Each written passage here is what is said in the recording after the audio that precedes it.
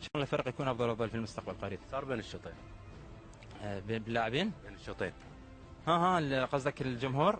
ما ادري والله، اني صارت حال انا ومحسن لا مع محسن ياجور داخل لقطة المباراة. ايه داخل الملعب. من طلعت برا واحد يسأل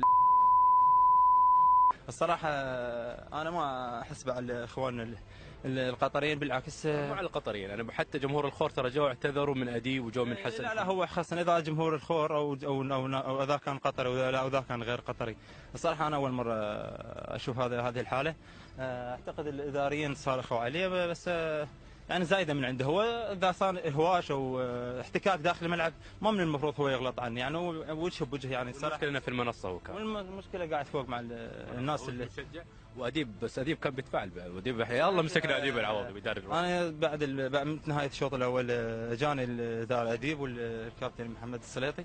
اشتكوا عليه في عند الشرطه اللي موجودين داخل الملعب، لان الصراحه هو تجاوز عليه وانا ما متجاوز عليه الحمد لله. ما احب اتجاوز على اي شخص. في اضافه على ذا الموضوع؟ خلصنا ذا الموضوع قفلناه. اي موضوع؟ هذا الموضوع المشجع قفل صح؟ لا خلص. اي طيب بيني وبينك حقت محسن بلنتي ولا مش بلنتي؟ لا لا ما حد سامعني ترى. لا والله لا انت شوفها مو بلنتي. صراحه هو لعب الكره اللاعب وركض معه على الكره، فصار احتكاك بسيط وهو ضربني وسقط داخل خارج الملعب. يعني ما متعمد انا اذل الضرب. انا ما اشوف، انا ما اقول لك اكيد انت متعمد ضرب. وفوز كان صعب، وتعرف صارنا هاي 8 لعبات او 9 لعبات ما فايزين، عندنا 4 تعادلات. الحمد لله شكر اليوم الله وفقنا وقدرنا ناخذ 3 نقاط. ومثل ما تفضلت المدرب دائما خاصه هو عنده الروح العصبيه، واللي يحب اللاعب اللي يقاتل داخل الملعب، ما يحب لاعب مثل شويه ما يركض او شيء، يحب كل اللاعبين. فهو تشوف طول المباراه يصارخ.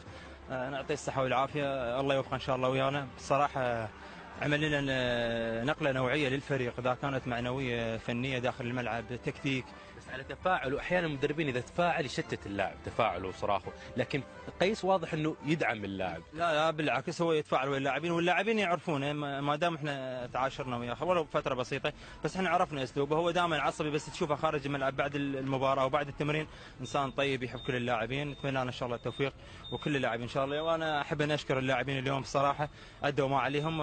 الحمد لله اشكر على 3 نقاط، ان شاء الله القادم يكون افضل. فوز نفسي يمكن اكثر حتى من 3 نقاط. شيء اكيد والله. انا اليوم اللاعب اذب حسره، لان ما جاي نفوز. نلعب زين مرات وما جاي نفوز ونخسر. لو نتعادل بالاخير الحمد لله اشكر اليوم قدرنا نفوز والله وفقنا.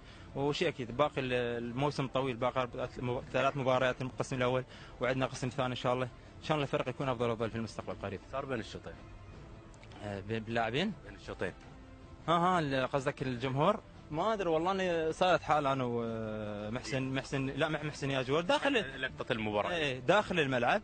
من طلعت برا واحد يسأل الصراحه. انا ما احس على اخواننا القطريين، بالعكس. مو على القطريين، انا حتى جمهور الخور ترى جو اعتذروا من اديب وجو من حسن. لا هو خاصة اذا جمهور الخور او اذا كان قطري او اذا كان غير قطري. الصراحه انا اول مره اشوف هذه الحاله. اعتقد الاداريين صارخوا عليه، بس يعني زايده من عنده. هو اذا صار هواش او احتكاك داخل الملعب ما من المفروض هو يغلط عني، يعني وجه بوجه يعني الصراحه. المشكله في المنصه هو كان. والمشكله قاعد فوق مع الناس اللي مشجع واديب، بس اديب كان بيتفاعل. اديب يا الله مسكنا اديب العوضي بيدرب. انا بعد نهايه الشوط الاول جاني الاداره اديب والكابتن محمد السليطي.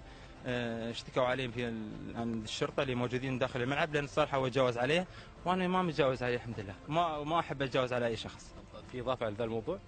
خلصنا ذا الموضوع قفلناه. اي موضوع؟